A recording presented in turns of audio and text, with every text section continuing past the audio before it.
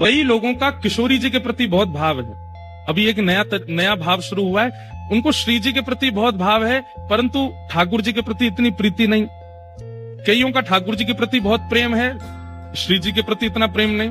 हमारे श्री राधा वल्लभ और हरिवंश परंपरा में श्री जी प्रधान है, और इसका मतलब ये नहीं है कि ठाकुर जी को वो पीछे रखते हैं। ठाकुर जी को ही श्री जी मानते हैं। उनके लिए ठाकुर जी श्री जी भिन्न नहीं है, एक ही है। ये विरोध आप लोग अपने चित्त में मत लाया कीजिए। हाँ, हम ब्रजवासियों में एक विनोद भाव चलता है कि हम ठाकुर जी और श्री जी में दोनों में एक होड़ करवावे कि श्रेष्ठ कौन है, बड़ो कौन है, लीला कौन की ज्यादा विशेष है।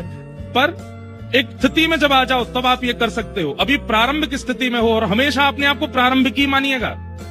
आपने भक्ति में जिस दिन मान लिया कि अब मैं सेकंड स्टेज पर हूं, अब मैं थर्ड स्टेज पर हूं, अब मैं थोड़ा सामान्य से ऊपर उठ चुका हूं, उसी दिन भक्ति घटने लगेगी। कितनी भी आपको अनुभूतियां हो जाएं, कितने भी अनुभव हो जाएं, कितने भी आप कथाएं सुन लीजिए, कभी भी मन में ये भाव मत लाइएगा कि आप अब कुछ श्रेष्ठ हो चुके हो।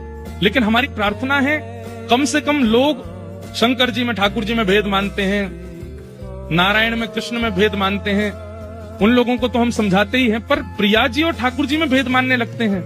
ये बहुत बड़ा अपराध है भक्ति में।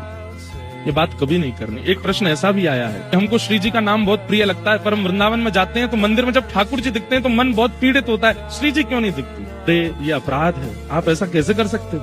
आप श्री लाल जी में ही श्री जी का दर्शन करो। आप उनको देख करके ये भाव कैसे ला सकते हैं कि आप हटो श्री जी आओ? ऐसे भाव कैसे हो सकता है?